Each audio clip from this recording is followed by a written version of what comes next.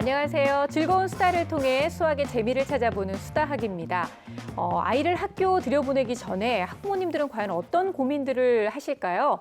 한 설문조사 결과에 따르면 엄마들은 아이가 좋은 선생님, 또 좋은 친구를 만날 수 있을지, 그리고 새로운 환경에 잘 적응할 수 있을지가 가장 큰 고민이라고 하는데요. 사실 같은 학부모 입장에서 너무나 공감되는 얘기예요, 선생님. 그렇죠. 우선 입학을 하고 나면 그 아이의 삶에서 가장 결정적인 영향을 끼칠 친구들과 선생님을 만나게 되는 거니까 아이들도 설레면서 긴장을 하고 부모님들도 굉장히 관심을 갖게 됩니다. 그러다 보니까 선생님에 대해서 평가를 하시는 경우가 많아요. 네. 그 선생님은 체육을 좋아하더라. 성격이 어떤 것 같아. 심지어는 전에 학교에서 어떤 학년을 가르쳤고 어떤 이력이 있는지까지 조사를 하셔가지고 말씀하시는 경우가 네. 많은데 그런 것들이 결국은 선생님 귀에 다 들려와요. 그렇군요. 그러다 보면 좋은 평가도 감사하지만 좋은 평가든 나쁜 평가든 좀 부담을 느끼게 되거든요. 그럴 수 있을 것 같아요. 네, 그리고 또 엄마가 아이 앞에서 그렇게 선생님에 대해서 평가를 하게 되면 이 아이는 선생님을 1년 동안 믿고 따라야 되는데 엄마가 평가하는 것에 따라서 좀 부정적인 영향도 끼칠 수 있기 때문에 그렇게는 안 해주시는 게 좋을 것 같아요. 그래서 제가 지금 뭐 현직 교사라서 이런 말씀을 드리는 건 아니지만 대한민국의 대부분의 선생님들은 정말 지성과 함께 인성을 가지고 있기 때문에 네. 믿고 맡기셔도 될 것 같다는 말씀드립니다. 요즘에 무기명으로 진행되는 교원평가 때문에 선생님들이 부담을 많이 느끼시는데요. 그렇군요. 하지만 그런 부담을 넘어서 이제 좋은 쪽으로 발전할 수 있는 기회가 되기도 합니다. 학생들이 교사를 평가한다라고 하는 것은 결국에는 선생님 이렇게 바뀌어주세요라고 하는 기본을 갖고 있는 마음일 텐데요. 네. 그래서 결국에는 소통이 필요하다라고 생각해서 저는 여러 가지 체험 활동이나 아니면 운동을 통해서 아이들의 이야기를 좀 들어보는 편이고요. 그리고 제가 교사를 하다 보니까 끝없이 제 안에 저를 괴롭히는 고민은 결국에는 수업을 어떻게 할지에 대한 고민인 것 그렇죠. 같은데요. 수학이라고 하는 과목 자체가 학생들의 편차가 너무나 크고 그리고 실질적으로 학생들이 어려워하는 과목이기 때문에 아마 계속해서 이러한 고민들은 계속될 것 같지 않나 생각됩니다. 네, 사실 모든 선생님들이 다 마찬가지시겠지만 수학 선생님 같은 경우는 요즘 또 선행들도 많이 시키고 그렇기 때문에 더욱더 고충이 많지 않을까라는 생각이 듭니다.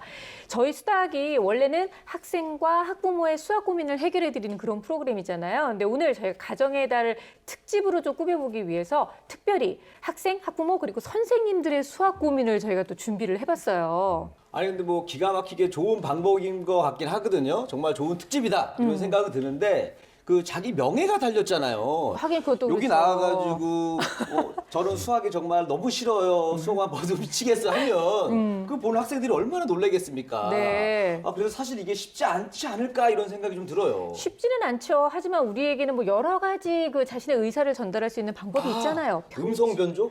뭐 그런 것도 모자이크 있고요. 처리? 네, 편지도 있고. 그래서 저희가 편지? 예, 가끔씩 저희에게 제가 누군지는 밝히고 싶지 않은데 수학 고민이 있어요 하시는 분들이 간혹 계셨거든요. 그래서 그동안 저희한테 왔던 학생과 학부모 선생님들의 사연 중에서 저희가 딱 3가지를 골라서 오늘 해결을 좀 완벽하게 해보도록 하겠습니다. 먼저 학생의 사연을 함께 만나볼 텐데요. 제가 이렇게 딱 준비를 했죠. 오늘은 특별히 이리 씨가 네. 사연을 또 낭독해 주시겠습니다. 네. 이거 긴장되네요. 저 이거 잘 읽을 수 있을지 모르겠어요. 또 수학만 하면 또 그냥 갑자기 욱하는 마음에 눈물도 나고 그러잖아요. 옛날 생각에. 감정 조절이 안 되고. 저는 제일 슬퍼요. 어떤 멜로 영화보다도 그냥 수학 얘기만 들으면 슬픈데. 오늘은 웬만하면 네. 이 학생에게 감정이입을 하지 말고 네네. 담담하게 좀 읽어주시기 그 부탁드려요. 손수건이나 좀 이렇게 뭐 휴지 좀 준비해 주세요. 네, 나올 알겠어요. 수도 네네. 있거든요. 여기 눈물 받으려고 내가 빙봉을 준비를 해놨어요. 알겠습니다. 네. 자, 한번 읽어볼게요. 안녕하세요. 인천에 살고 있는 중학교 2학년 남학생입니다. 저는 정말 수학과 적이자 원수 관계입니다. 뭐 저랑 이렇게까지. 잘 통할 것 같은데 보니까 수학이 그냥 재미가 없어요. 현재 학교에서 연립방정식의 활용을 배우고 있는데요. 연립방정식의 개념부터 사실 잘 이해가 되지 않고요.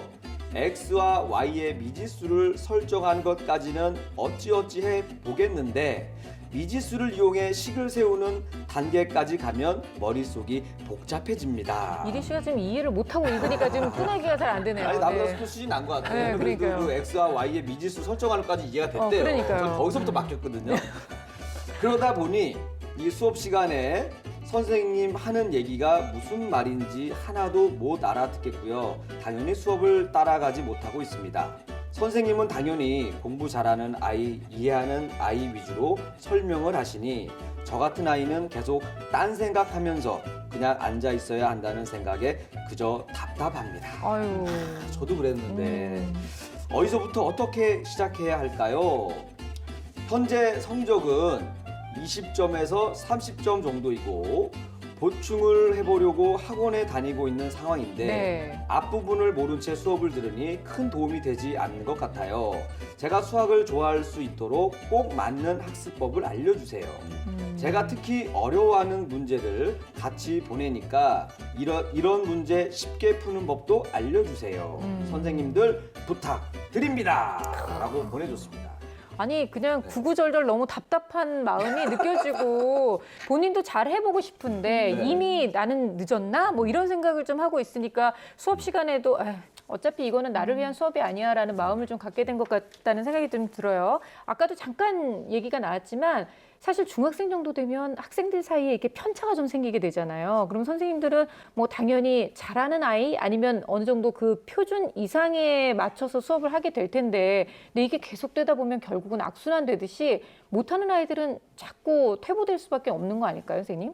그렇죠. 잘 못 따라가는 친구들은 선생님은 잘하는 애 위주로 수업을 해라고 이제 생각을 할 수도 있는데 네. 선생님 입장에서는 교육과정에 시간이 정해져 있고 또 그렇죠. 진도를 나가야 될 내용이 정해져 있기 때문에 선생님이 계속 마냥 이제 후행의 기초 개념을 다뤄줄 수는 없는 거예요. 그러다 보니까 이런 기초가 조금 부족한 친구들은 수업 시간에 굉장히 힘들어하고 이해를 못하게 되는데요. 방법은 하나입니다. 굉장히 스테디한 방법일 수 있는데 네. 지금 부족한 부분에 대한 후행을 충분히 하면서 수업도 따라가야 되잖아요. 그래서 앞서서 배우는 수업의 교과서 또는 이제 개념 부분은 미리 살짝 예습을 해서 수업에 따라갈 수 있도록 노력하는 게 필요합니다. 네. 수학은 지금 게 안 된다는 이유는 앞에 게 모르기 때문에 지금 게 안 되는 경우예요.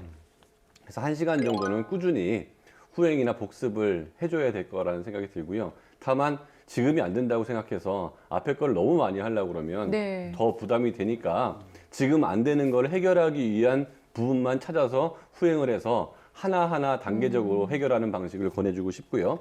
더 희망적인 건 아직 중학교 2학년이잖아요. 그럼요. 네. 고등학교 2학년에서 이 정도면은 후행할 게 너무 많아요. 근데 중학교 2학년이라면 뭐 중학교 1학년 거하고 초등학교 거만 후행을 해주면 되기 때문에 아직은 만만한데 특히 이제 정수와 유리수 요 계산 연습하고 그다음에 문자와식, 그다음 변수 개념 파악하기, 함수의 정의 요 정도만 좀 후행을 해주면 지금 현재 거 문제를 푸는데 그 큰 문제가 없을 수 있기 때문에 아주 큰 부담 없이 차근차근 했으면 좋겠어요. 네. 제가 그 사연을 읽으면서 마치 그 과거의 제가 현재 저한테 편지를 쓴 거를 읽은 네. 느낌이었어요. 아니에요. 되게 부러워하는 것 같았어요. 너는 이 그렇죠. 정도를 아는구나 하고 조금 부러워하는 것 이해하더라고요. 같은 느낌이었어요. 그러니까 제가 이제 좀 방법을 좀 제시를 해주자면 일단은 수학하고 좀 친해져야 돼요. 그건 확실하죠. 친해지려면 일단 요 정도 나이대에는 연예인을 좋아합니다. 그 연예인 이름을요, 그러니까 벽에다가 이제 포스터 하나 붙여놓고 연예인 이름을 바꿔주는 거예요. 수학 용어로. 그러니까 예를 들어서 수지 사진을 붙여놓고 밑에다가 이름을 수학으로 바꾸고 한수 막 이런 방탄소년단 걸로? 사진을 붙여놓고 방정식 소년단, 미스 A 사진을 붙여놓고 미지수 A로 바꿔주면은 네. 그 연예인을 볼 때마다 좀 친해지지 않을까 이런 생각을 해봤습니다. 전 살짝 반대의 생각이 드는데 수학을 좋아하게 되는 게 아니라 연예인을 멀리하게 될 것 같은. 그러면 공부가 잘 되잖아요. 뭐 일석이 그래요. 뭐라도 네. 걸리게 돼 있어요. 그런데 뭐라도 양다리 하나 걸리기만 작전. 하면 되는 양다리 거죠. 작전이잖아요. 네, 오늘 이제 사연의 주인공은 의욕이 있으니까 저희가 구체적인 학습법을 이 아이한테 알려주면 충분히 효과를 좀 볼 수 있지 않을까 좀 조심스럽게 기대를 해보는데요. 아까 요즘 배우는 연립방정식의 활용이 좀 어렵다라고 얘기를 구체적으로 해줬거든요. 이 부분은 우리 주 선생님이 좀 해결해 주셔야 될 것 같은데요. 아까 전에 편지 내용에 어찌어찌 풀었다라고 하는 마음을 좀 짠하게 만드는데 왠지 이렇게 뒷걸음질 치다 잘 밟았어요. 뭐 이런 느낌이네요. 많은 친구들이 연립방정식이 나오게 되면 좀 어려움을 겪게 되는데 일단 연립방정식의 방정식이라고 하는 개념은 x값이 결정됨에 따라 참과 거짓이 결정되는 등식을 이야기하는데 그러한 방정식이 묶음으로 표현된 것을 우리는 연립방정식이라고 이야기합니다. 연립방정식 문제는 유형이 있습니다. 예를 들어서 속도, 그 다음에 농도, 일의 양, 그 다음에 원리합계 등의 기본적인 유형들이 있어서 그 유형에 따른 문제풀이를 어떻게 할 것인가 고민을 해야 될 것 같고요. 그 중에서도 예를 들어서 속도라고 하는 문제를 풀려고 한다 보면 기차가 터널을 통과할 때 기차의 길이를 넣을 것인가 뺄 것인가, 그다음에 운동장을 달릴 때 같은 방향으로 뛰는지 다른 방향으로 뛰는지, 그다음에 같은 시점에서 시작되는지 다른 시점에서 시작되는지 등 그 주어진 조건에 따른 여러 가지 변수들을 생각하면서 문제를 푸는 것이 중요하다라고 생각을 하고요. 그다음에 이제 그렇게 해서 세부적인 어떤 유형들이 분석이 됐다면 그 문제의 핵심 개념과 그다음에 문제를 풀 수 있는 여러 가지 키포인트를 찾아야 되는데, 친구들이 어려워하는 문제 중에 이제 소금물 문제가 있어요. 네. 그래서 애들이 소금물만 기억나. 맞으면 소금물. 네. 소금물 문제에서 가장 중요한 농도의 개념은 소금물의 양분의 소금의 양 곱하기 100이라고 하는 기본 공식을 가지고 식을 세우는데, 학생들이 가장 유념해야 되는 부분은 결국에는 변하지 않는 소금의 양과 그다음에 소금물의 양으로 식을 세워야 된다라고 하는 기본 바탕이 있어야 된다든지, 네. 아니면 일의 양에 관련된 문제가 나온다면 전체의 일을 1이라고 하는 값으로 놓고 문제를 푼다든지 등 여러 가지 키워드들이 있기 때문에 네. 그런 것들을 찾아서 문제를 푼다면 좀 더 편하게 문제를 접근할 수 있을 것 같습니다. 좀 더 편하게 해주려면 너무 머리 아파. 어떻게 나. 애들이 소금은 그렇게 친숙하지 않거든요. 설탕물에 설탕물로 농도 할까요? 이런 걸 해주면 좀 아. 친근감이 있거든요. 그게 더 나을 수 있습니다. 예. 근데 학생이 직접 나 이 문제가 너무 어려웠다고 문제를 딱 줬어요. 뭐 네. 사과 배막 나오는 이 맞아요, 문제 맞아요. 선생님. 이 문제는 또 어떻게 풀어야 되는 거죠? 네. 이제 기본적인 이제 연립방정식의 문제이긴 한데, 이 친구가 어렵다고 느낀 이유는 이 문제에서는 미지수와 구하고자 하는 값이 다르기 때문에 좀 어려움을 느꼈어요. 네. 그래서 문제를 주어졌을 때 구하고자 하는 것이 무엇인가,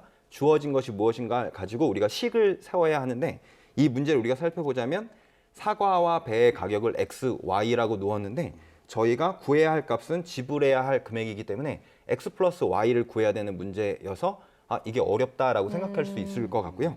풀이를 좀 구체적으로 보시자면 결국에는 사과의 가격을 x, 배의 가격을 y라고 놨을 때 5x 플러스 2y를 9,000, 그 다음에 3x 플러스 4y를 11,000으로 두고, 그 다음에 위의 식에다 2를 곱해서 빼줬을 때 7x는 7,000, 그래서 x는 1,000이 나오고, 다시 대입을 했을 때 y는 2,000이라고 하는 정답을 구해낼 수 있는 문제입니다. 네.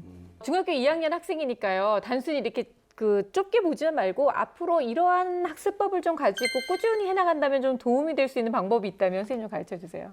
네, 만약에 학생이 차분한 성격이라면 이제 인터넷 강의 학습을 추천하거든요. 그래서 심화 응용 쪽 말고 기초 개념, 중학교 1학년 단계부터 기초 개념을 익히고 기본 문제 풀이 정도만 학습을 하는 게 좋을 것 같고요.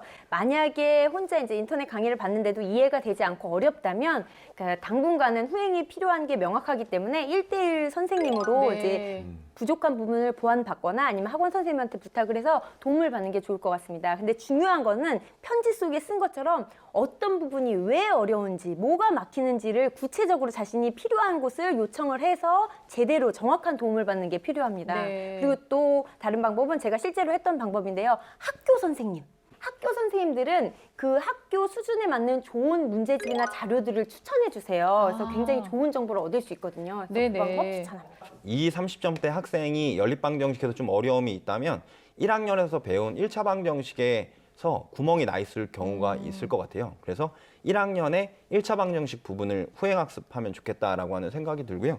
선생님 중에서 하위권을 좀 많이 가르쳐 보시는 선생님이 있으실 거예요. 그리고 중학생들을 많이 가르쳐 보시는 선생님이 있을 텐데, 그런 전문적인 선생님을 찾아보는 것이 너무나 좋을 것 같고, 맨 처음부터 난이도 있는 문제, 너무 어려운 문제를 하는 것이 아니라 학생들이 기본적으로 생각할 때 교과서라고 하는 것이 너무 쉽고 그냥 기본적인 것만 나와 있다라고 그렇죠. 생각을 네. 하는데, 사실은 그 기본이 가장 중요하고 핵심 문제들이 많이 나와 있기 때문에 선생님과 함께 기본과 그다음에 교과서를 중심으로 공부하는 것을 추천합니다. 네.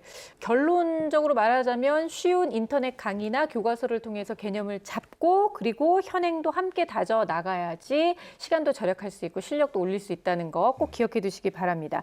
근데 저는 한 가지 걱정되는 게 편지에서 좀 느껴졌잖아요. 네. 왠지 모르게 수학에 대해서 이미 자신감과 흥미를 잃은 건 아닐까. 이게 조금 마음에 걸리더라고요. 저도 좀 걱정이 되는데 중학교 2학년이잖아요. 수학에 좀 흥미를 좀 다시 얻으려면은 네. 일단은 내가 수학을 잘 못하는 것은 다 남 탓이다. 이 생각부터 해야 돼요. 네? 왜냐면은요. 내가 이게 그동안 내가 만난 선생님들이 수학을 잘 못 가르쳐 줬다. 이렇게 생각을 해야 내가 좋은 선생님을 만나면 성적이 오를 수도 있다라고 이렇게 좀 희망이 좀 생기면서 수학에 흥미가 생기거든요. 좀 남 탓을 하길 바라겠습니다. 선생님 어떻게 생각하시나요? 사실 이게 긍정심리학에서 많이 쓰는 방법이거든요. 모든 것을 내 탓이오라고 하면은 책임감은 생기지만 차라리 내 정신건강상에는 나는 문제 없고 뭐가 딴 게 잘못됐기 때문에 네. 나는 잘할 수 있을 것이다.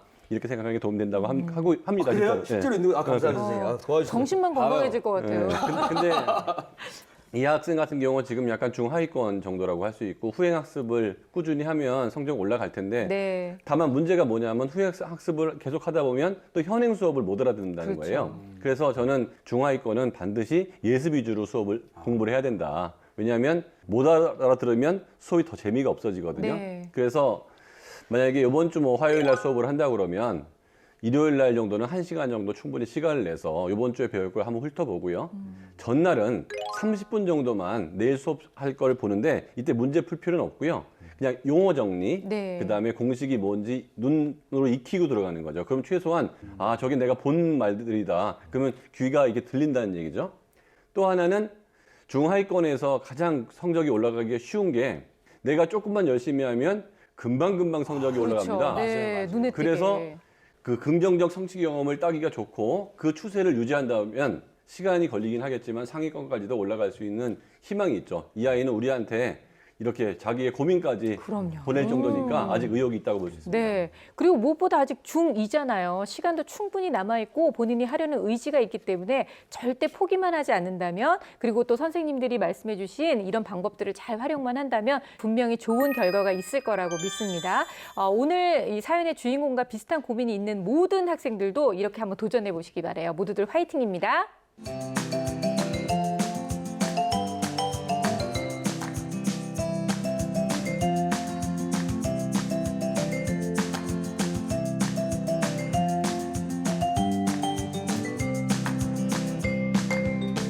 가정의 달 특집 수다학 함께하고 계시는데요. 이번에는 학부모님의 사연 함께 만나보겠습니다. 자, 이렇게 또 편지를 저희가 또 준비를 했는데요. 어우, 무겁네요, 이거는. 어우, 깜짝이야. 학부모님의 그 근심의 무게가, 다른 거랑 다릅니다. 아, 놀랬잖아요. 왜냐면 또 그 자녀 걱정하는 부모님의 아, 네, 마음이 너무 이해가 되네요, 항상 진짜. 무겁잖아요. 그래서 이거 또 우리 어머님의 마음으로 한번 제가 한번 읽어보도록 하겠습니다. 투 수다학 선생님들께 안녕하세요. 초등학교 4학년 딸을 두고 있는 엄마입니다. 아이가 3학년 때는 수학을 곧잘 하는 것 같더니 4학년이 되면서부터 수학을 부쩍 어려워하기 시작합니다. 특히 스토리텔링형 문제를 많이 접하게 되니 더 부담이 크다고 말을 해서 제 부담도 점점 커지는 상황입니다.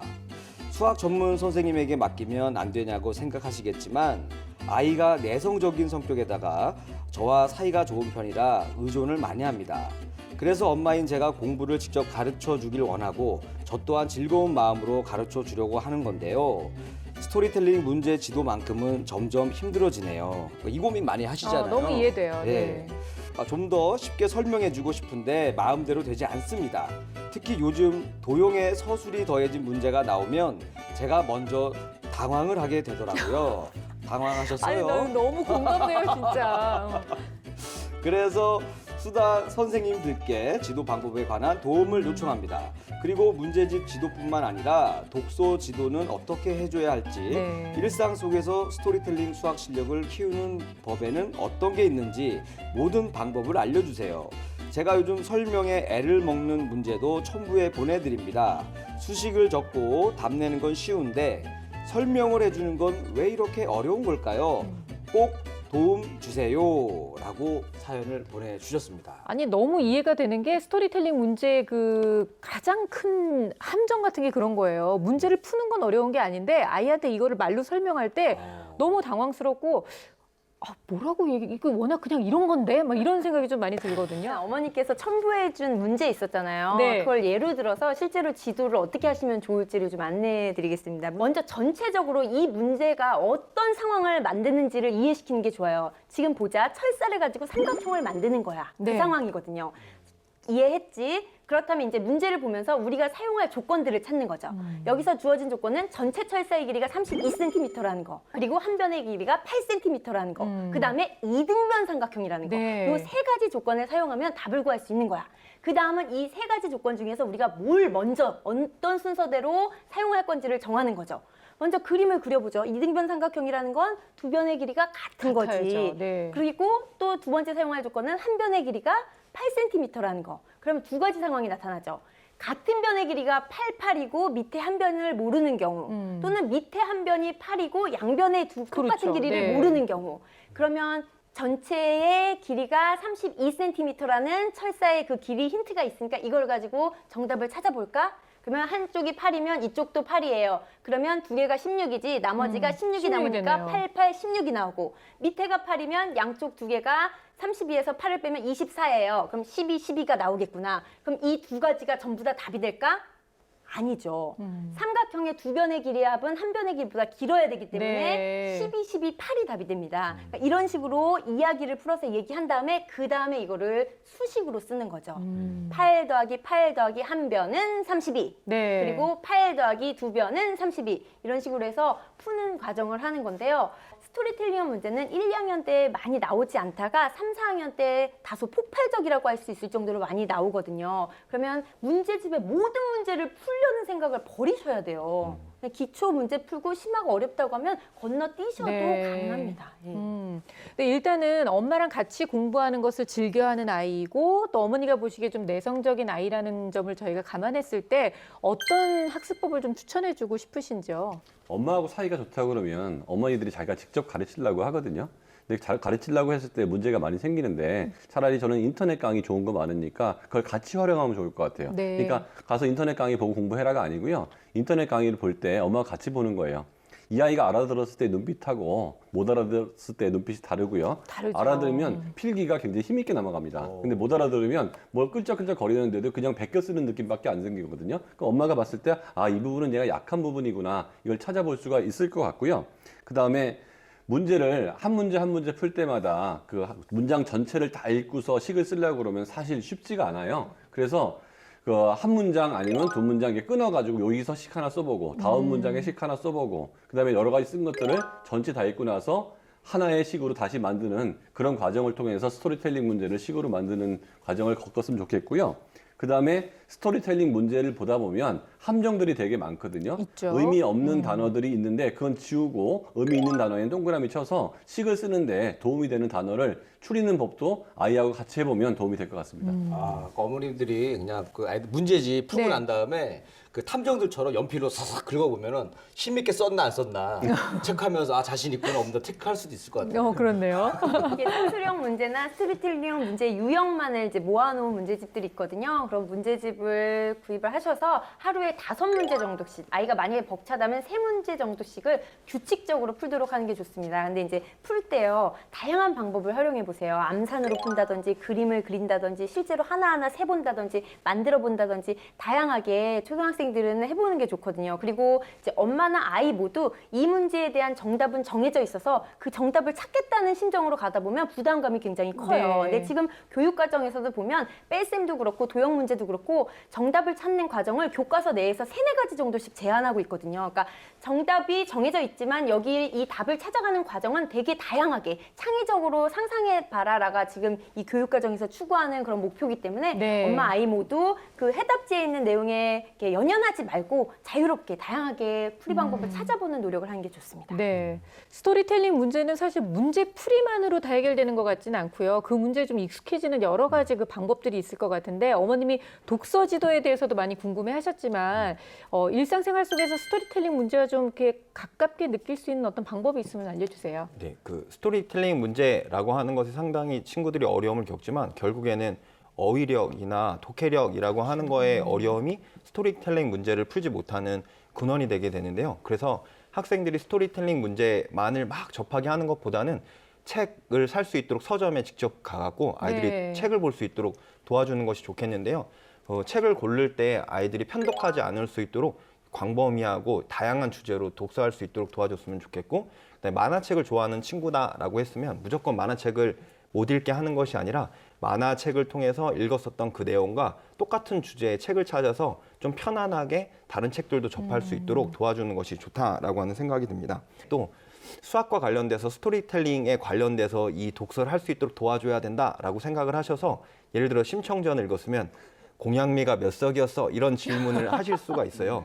빠졌는데 몇 미터 네. 들어갔어? 네, 그런 질문 말고 이런 것까지 네. 아니고요. 실질적으로 문맥을 파악하고 거기에 흐름을 이해할 수 있는 그런 질문들을 던지는 것이 아이에게 오히려 좋다라는 생각이 들고 네. 책을 읽고 나서 그것들을 포트폴리오로 작성할 수 있도록 도와주는 것도 좋다라는 생각이 듭니다. 네, 근데 책 읽고 나서는 엄마들이 갑자기 막 사심이 생기고 욕심이 생겨가지고 애한테 막 쓸데없는 거 물어보고 막 그렇게 되거든요. 그러다가 뭐 드라마 작가로 풀릴 수도 있어요. 또 그것도 상상력이 그렇네요. 풍부해져가지고. 네. 근데 저는 이 스토리텔링 문제는 이 약간 돈과 연결하는 게 제일 좋습니다. 예. 그러니까 예를 들어서 이런 거죠. 너가 아빠 구두 한 켤레 닦으면 1,000원 줄게. 2켤레 닦으면은 2,000원 줄게. 네가 10켤레를 닦았어. 얼마를 받니? 10,000원 그럴 거 아니에요. 하지만 넌 받지 못했어. 왜요? 왜냐하면 너네 아빠는 짠돌이니까. 하면서 아까 이렇게 아버지 얘기도 좀 하면서 이렇게 섞어갖고 하면 네. 괜찮지 않아요? 나중에 그 애한테 돈 안 줄 뿐이에요, 이분이. 네. 이게 엄마가 문제를 직접 만들어 주시는 것도 좋지만 아이 스스로 문제를 만드는 것도 굉장히 좋아요. 그래서 그렇겠네요. 문제를 여러 번 만들다 보면 스토리텔링형 문제를 봤을 때 그 구조가 보이기 시작하거든요. 근데 이제 문제를 어떻게 만들어요? 좀 힘들어한다면 저는 2가지 방법을 추천합니다. 첫 번째는 자신의 관심사 위주로 만드는 거예요. 예를 들어서 내가 요리하기를 좋아한다. 그러면은 스프를 만들 때 스프 가루가 10g 있을 때 물은 50ml가 필요했어. 나는 네. 지금 25g의 스프 가루가 있어. 그럼 물은 몇 밀리리터 필요할까? 그래서 이제 문제를 만들어 보고 실제로 해봐도 좋고요. 또 2번째 방법은 도형이 들어간 스토리텔링 문제를 아이들이 굉장히 많이 어려워하거든요. 그러니까 도형과 숫자를 이용한 3문장으로 쓴 수학 일기 쓰기 방법을 추천합니다. 그러니까 무조건 자신이 있었던 일을 1문장, 2문장, 3문장으로 표현하는데 그 문장 하나하나에 도형과 숫자가 들어가야 돼요. 예를 들면 아침 7시에 일어나서 직사각형 모양의 두부를 먹었다. 체육 5교시에 구 모양의 공을 차고 놀았다.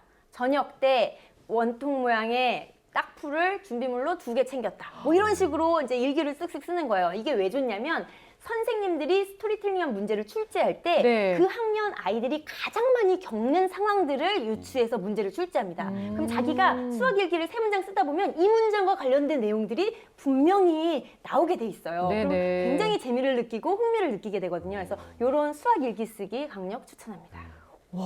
정말 좋은 방법이네요. 저도 좀 집에서 시켜봐야 될 것 같아요. 일단은 좀 읽으면서 갑자기 좀 웃음이 좀 나올 것 같기는 한데 원통 모양의 떡볶이를 먹었다 뭐 이런 얘기가 나오면 너무 웃기기는 할 것 같지만 얼마든지 좀 흥미를 갖고 시도해 볼 수 있는 그런 부분이 아닌가라는 생각이 듭니다. 근데 엄마가 이제 의욕이 많아 보여서 참 좋기는 한데 또 이렇게 엄마의 넘치는 의욕이 가끔씩 해가 될 때가 있거든요. 그래서 어머니를 위한 조언도 좀 필요할 것 같아요. 의욕이 넘치면 급해지거든요.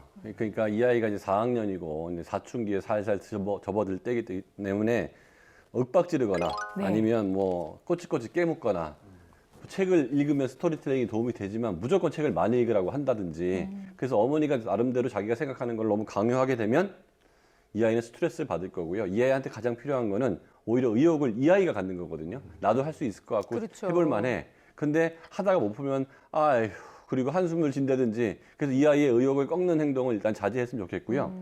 스토리텔링 문제도 유형이란 게 분명히 있기 때문에 교과서든 참고서든 교사형 지침서가 있거든요. 엄마가 먼저 많이 읽어보세요. 네. 그러면 아 이런 유형이 있구나. 인터넷 강의도 너 보고 애 보고 들으라고 하기 전에 엄마가 한번 먼저 보는 거예요. 아 이렇게 설명을 하는구나.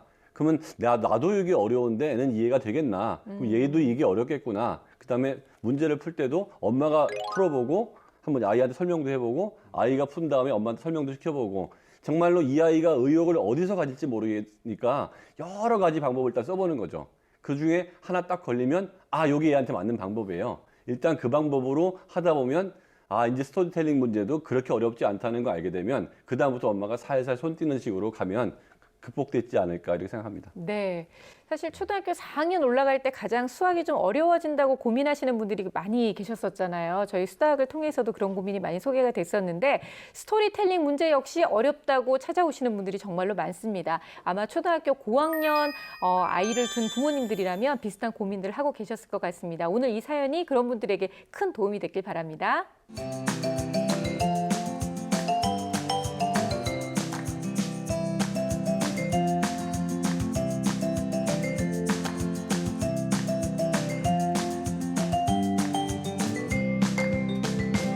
가정의 달 특집 수다학 함께하고 계십니다. 이번에는 예고해드린 대로 정말 쉽지 않은 사연이긴 한데요. 네. 현직 교사의 수학 고민을 저희가 한번 보도록 하겠습니다.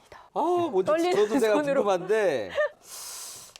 깔끔하네요. 역시 수학 선생님도 이렇게 심플하게 한 장 보내셨어요. 심플합니다. 안녕하세요. 초등학교 2학년 아이들을 가르치고 있는 현직 교사입니다. 부임한 지 2년도 안 된 초보 교사예요. 초보 교사분의 고민이네요. 네. 그래서 이것저것 고민이 많습니다. 특히 수학 때문에 나날이 고민이 늘고 있는데요. 학부모에게는 집에서 아이들이 수학 흥미를 가질 수 있도록 잘 지도해 주세요 라고 당부하지만 정작 저는 그 흥미를 어떻게 높여주면 되는 건지 알지 못해서 정말 막막합니다. 어떤 식으로 아이들을 지도해야 할까요? 그리고 벌써부터 수학이 재미없다는 아이들이 있어서 그것 또한 고민입니다. 저는 선생님이 재미없어서 고민일까 봐 걱정이었는데 네. 그건 아니었던 것 같아요. 이런 아이들을 어떻게 끌고 가야 할지도 조언 부탁드립니다. 수업 방식에 있어서도 고민이 많은데요. 학생 참여 수업이 효과적일 것 같아 도입하려고 해도 의미 있는 학생 참여 수업을 어떻게 만들 것인지도 막막하고 사실 수학이 협동학습이나 학생 참여가 중요한 과목이 맞는지부터 헷갈립니다. 만약 적합한 과목이라면 참여 수업은 어떤 식으로 이끌어야 할까요? 아이를 제대로 지도하고 싶습니다.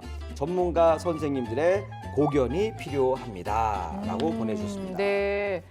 사실 지금 2년 정도밖에 안 되셨다고 하니까 고민을 한다는 것 자체가 너무너무 순수한 것 같아요. 풋풋하죠. 그쵸? 네. 2학년 선생님. 네네. 근데 수학 고민을 하시는 거잖아요. 사실 정말 잘 보내셨습니다.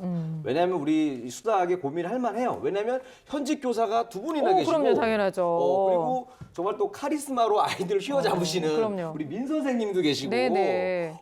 아무래도 근데 이번 거는 초보 교사 때 생각하시면서 좀 방법을 알려주시면 도움이 될 것 같아요. 보면은 여러 아이들을 함께 만나다 보니까 굉장히 힘든 경우도 많고 그리고 지금 아이들이 예전에 비해서 자기 자신의 의사 표현이 굉장히 강해요. 네. 모르겠거든요, 어렵거든요, 못 알아듣겠거든요. 그래서 말하는 아이들이 많기 때문에 그런 아이들이 한두 명도 아니고 진짜 여러 명 있으면 너무 힘들죠. 그래서 힘들 수 있지만 이게 이제 선생님이 노하우를 쌓다 보면 이제 그게 네 성격이구나 하면서 이제 다 아우르게 되고 배우게 되십니다. 근데 이제 실질적으로 교수학습 노하우를 좀 얻으시려면 네. 교사들의 온라인 동호회들이 있어요. 커뮤니티 사이트가 굉장히 활성화되어 있거든요. 거기에 가입을 하시면 이제 무료니까 가입을 하신 다음에 교수학습 자료를 다운받으시는 게 좋고 가장 좋은 방법은 같은 학교의 동료 선생님들 있죠. 똑같은 상황에서 비슷한 위치에 비슷한 아이들에 처해져 있거든요. 네. 그래서 그런 동료 선생님들에게 고견을 구하고 같이 협력해서 자료도 만들고 그런 방법을 하시면 참 좋습니다. 근데 일단 선생님들 입장에서는 아이들을 이렇게 확 집중시키고 휘어잡을 수 있는 그런 나름의 노하우가 있으실 것 같아요. 특히 수업 같은 때는 수학의 흥미도 좀 이렇게 불러일으킬 수 있는 그런 방법이 좀 있지 않으세요, 선생님? 특히 고등학교 같은 경우에는 흥미를 끌어낸다라고 하는 부분이 상당히 어려운 부분인데 예를 들어서 기하 벡터 단원의 2차 곡선이라고 하는 것을 가게 되면 쌍곡선, 포물선, 타원이라고 하는 새로운 개념을 배우게 돼요. 제가 했었던 실험 중에 상당히 재밌었던 실험이 포물선의 특징을 이용해 가지고 태양열 조리개로 라면을 끓이는 실험을 했었어요. 그래서 그 포물선이 가지고 있는 초점으로 태양열을 모아서 물을 끓게 하는 것이었었는데 네. 그것을 반사하는 종이가 별로 좋지 않아서 실제로 물은 끓지 않았어요. 그래서 제가 오히려 아이들에게 어떤 이게 실질적으로 이루어지지 않는다라고 하는 것을 보여줘서 실망시킨 게 아닌가라는 생각을 했었었는데 학생들은 반대로 이게 왜 끓지 않았을까? 그다음에 초점이라고 하는 것의 의미가 실질적으로 무엇일까를 실험을 통해서 하면서 상당히 큰 관심을 갖게 되고 스스로 레포트를 쓰는 모습을 보면서 되게 감동적이었던 순간이 있습니다. 네. 이런 식으로 실질적으로 학생들은 수학이라고 하는 것을 식을 넘어서 몸으로 체험하는 것을 좋아하는 경우들이 많이 있어요. 0이라고 하는 개념을 또 친구들이 어려워하잖아요. 그럴 네. 때 좋은 방법이 훌라후프 안에 학생들이 몇 명 같이 선생님이랑 같이 들어가 있어서 거기 한 명씩 나가면서 다 나갔을 때 비어있는 공간의 훌라후프의 모양이 이제 0이라고 하는 것과 같다라고 하는 것을 보여준다든지 아니면 남아있는 학생의 수를 통해서 홀수와 짝수의 개념을 익히게 한다든지 여러 가지 방법들을 사용한다면 학생들이 더욱더 흥미를 느끼게 될 것 같습니다. 와, 진짜 말씀 들으니까 수학은 그냥 단순히 숫자이고 머릿속에서만 해결하는 거라고 생각했는데 라면이 등장하는 순간 플러프도 나오고. 아이들이 완전 흥미가 막 살아날 것 같아요. 근데 이제 이 방법도 좋은데 사실 우리 예로부터 하는 말이 있잖아요. 먹는 게 남는 거다. 머릿속에 남으려면 뭔가 좀 먹여줘야 됩니다. 그렇네요. 피자 같은 거 시켜줘가지고 4조각, 8조각, 16조각 이렇게 딱 내주면서 봤지? 수학은 이런 거야 하면서 한 조각씩 먹여줘요. 선생님에 대해서 수학도 오래 생각나겠지만 선생님 인기도 확 올라가고. 그렇네요. 네. 그러니까 좋잖아요. 사실 저도 그 방법 쓰고 있는데 아, 그래요? 네. 가끔 한 달에 한 번, 2달에 한 번 쓰면 효과는 있는 것 같은데 자주 쓰면 수업은 생각 안 하고 먹는 생각만 먹는 하게 거밖에 돼서 생각 안 하죠, 약간 애들이. 위험하긴 한데요. 네. 저도 저학년 아이들 직접 가르치고 있는데 아이들은 집중 시간이 좀 짧아요. 그러면 저는 아이들한테 설명을 시키는 방법으로 그 시간을 연장하거든요. 그런데 질문하고 설명할 때 선생님이 주의해야 될 거는 아이의 실력을 정확히 알고 있어야 돼요. 똑똑한 아이한테 너무 쉬운 문제 물어보면 얘가 또 실망하고요. 하여튼 아이한테 질문하고 설명하라 그러면 딴 아이들은 제가 맞추나 못 맞추나에 대해서 관심을 쫙 보입니다, 그때. 그래서 이제 이 아이한테는 희진이 같은 경우에 실력이 좀 있다 하면 네. 얘가 풀 수 있을 만한 약간 어려운 문제를 질문하고 나도 설명해봐라고 하죠. 그러면 순간 집중을 하고 좀 쉬운 문제는 이리한테 시키는 거죠. 네. 얘한테 이제 어려운 문제를 또 시키면 얘가 당황을 하고 애들이 얘를 약 올리니까 분명히 이 정도는 풀 수 있을 거야. 아. 이런 걸 시키면 또 이리의 자존감도 이렇게 올라가서 네. 선생님이 풀어주고 설명시켜주고 내가 들어주는 것만으로도 자신이 인정받았다는 느낌이 좀 드는 경우가 있는 것 같고요. 그 다음에 스티커를 붙여준다든지 네. 아 잘했다 이렇게 칭찬을 한번 해주면 그때 그 선생님과 학생과의 이 어떤 그 통하는 게 생겨서 그 선생님 때문에 그 과목이 좋아지기도 하고요. 어린 학생들은 그 청각적인 것보다 시각적인 것들을 좋아하기 때문에 때로는 그 교구지를 보여주기도 하고 동영상을 같이 보여주기도 하면 머릿속에 기억이 더 많이 남아서 집중 시간이 연장될 수도 있습니다. 학창 시절 때 생각해 보면 유난히 그 아이들의 그 집중력을 딱 이렇게 만들기 위해서 선생님들마다 했던 행동이나 뭐 이런 게 좀 있잖아요. 끊임없이 분필로 뭐 이렇게 칠판을 두들기시는 선생님이 있는가 하면 저희 수학 선생님은 정말 맨날 계속 집중 막 이러셨던 분이 밑줄 있었거든요. 짝, 뭐 이런 것처럼 뭐 동그라미 별표 땡냐 뭐 이런 것도 이렇게. 하고. 근데 정말 선생님들 나름대로의 다 노하우도 있으실 것 같은데 저희가 좀 한번 배워보면 안 될까요? 저 같은 경우는 이제 눈을 바라보라고 하는데 눈을 보면 당황스러우니까 이마를 바라보라고. 그래서 너희들이 선생님 이마를 바라보면 언젠가 선생님 이마가 뻥 뚫릴 거라고. 바라봐! 그러면 이제 막 이렇게 노려보듯이 바라보거든요. 진짜 뚫리면 어떡하려고 선생님. 그래서 그렇게 약간 조금 저는 재미있는 거, 코믹적인 요소를 가미해서 아이들을 많이 끄는 편입니다. 근데 지금 이 선생님의 고민을 좀 들어봤더니 초등학교 2학년 같은 경우는 가장 어려운 게 곱셈 구구가 나오면 아이들이 이제 덧셈 뺄셈에서 곱셈으로 넘어가는 순간에 많이 어려워들 해요. 그러면 이제 보통 선생님들 지도하실 때 그 묶음의 단위, 곱셈의 원리를 알려준 다음에 바로 곱셈 표를, 구구단 표를 완성본을 줘서 외우도록 하고 뭐 빈칸을 메꾸기 이런 네. 식의 활동들을 하거든요. 근데 그렇게 하지 마시고 놀이나 게임을 통해서 그 묶음의 원리를 뭐 이렇게 여러 개의 콩알을 풀어놓고서 여기서 9개 단위로 묶어봐 하고 막 이렇게 해서 놀이나 게임 위주로 그 묶음의 개념을 익힌 다음에 모든별로, 그러니까 모임별로 아이들이 추려줘서 스스로 구구단표를 이 원리대로 만들어 보도록 하는 거죠. 완성본을 주는 게 아니라 네. 자신들이 찾아서 그걸 구성해서 완성본을 나만의 표를 만들 수 그렇죠. 있도록. 만들어 본 다음에 그 다음에 이제 구구단 송이라던가 뭐 이거를 손쉽게 익힐 수 있는 그런 것들을 해보는 방법을 좀 추천합니다. 네. 뭐 스킬이랄 게 별 게 있겠나요? 장점을 계속 찾는 거죠. 이 아이가 숙제를 잘해왔으면 오 숙제 잘해왔어. 너는 언제나 숙제를 잘해오는구나. 어떤 친구가 수업 시간에 뭘 발표하면 오 잘했어. 그러면 희한하게요. 딴 애들이 그걸 들어요. 그래서 나도 숙제를 잘해와야지, 그렇죠. 잘해와야지 긍정적으로 계속 바뀌어나가는 경향이 있거든요.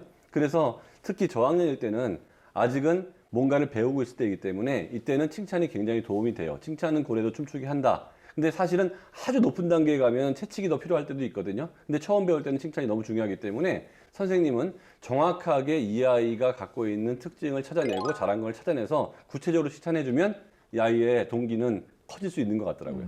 와, 우리 민성원 선생님의 이 칭찬 방법. 안 어울려. 나도 똑같이 생각했는데. 왜 항상 독서를 하시다가 갑자기 또 그러니까요. 칭찬으로 아이를 해준다고 하니까 좀 어색합니다. 왜냐면 독서는 엄마한테 하는 거고 애들한테 칭찬해야 아. 주위에 잘 활용해서 쓰시네요. 제가 알던 선생님은 항상 그 아이들을 집중시킬 때 이 무서운 얘기나 이 재밌는 얘기 이런 걸 가끔 딱 해줘요. 집중이 빡 됩니다. 졸다가도. 맞아. 예를 들어서- 첫사랑 얘기 막 이런 거 하시는 어, 분도 계시잖아요. 예를 들어서 학교 다닐 때 내가 공부하고 야간 자율학습 하고 있는데 하루는 한 소문 아니야, 얘기하지 마. 귀신이 와가지고 책상 하나에 딱 앉더니 혼자 공부하는 거야. 다음 날은 2명의 귀신이 와가지고 또 공부하고 있어. 다음 날은 3명. 열흘째 되는 날 몇 명이 와서 공부했을 것 같아?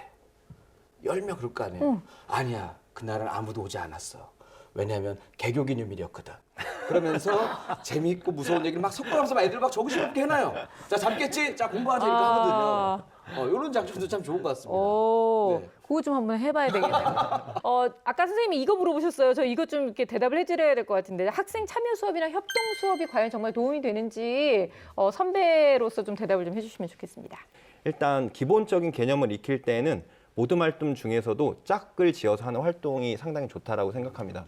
수 카드나 여러 가지 교보제들을 통해서 실질적으로 둘이 이야기를 나누면서 이제 그 개념을 이해하는 것이 너무나 좋고요. 그다음에 네컷 만화 같은 것들이 이제 교과서에서 나온다면 그거의 역할을 한 명은 학생, 한 명은 선생님, 학생은 한 명은 할머니 이런 식으로 역할을 주어져서 그 이야기를 하고 그다음에 그 대사를 하면서 실질적으로 가장 중요한 개념 같은 것들을 입으로 말해보게 하는 여러 가지 활동들도 좋은 활동이라고 생각합니다.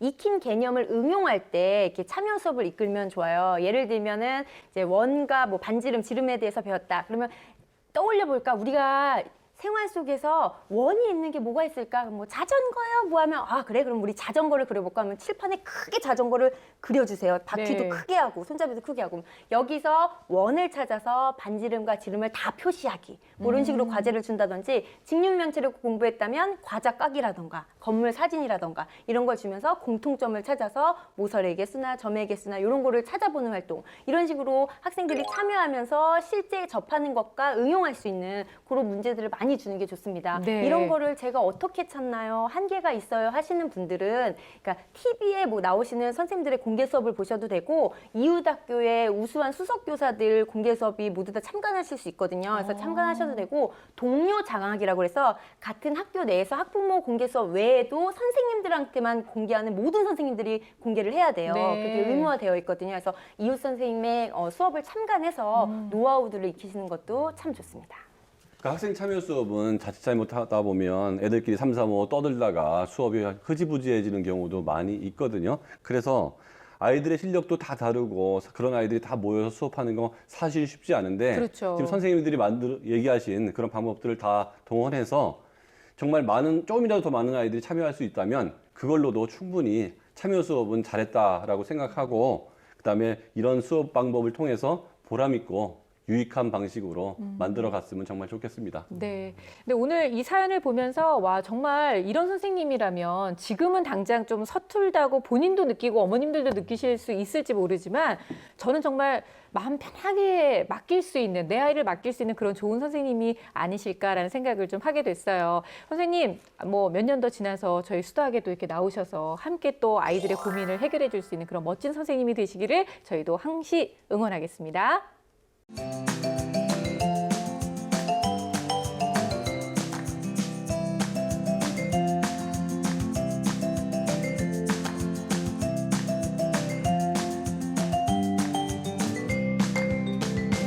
네, 오늘은 학생들의 고민, 또 학부모님의 고민, 또 선생님의 고민 이렇게 만나봤는데요. 가정의 달 특집으로 마련한 저희 수다 어떠셨어요, 유리 씨는?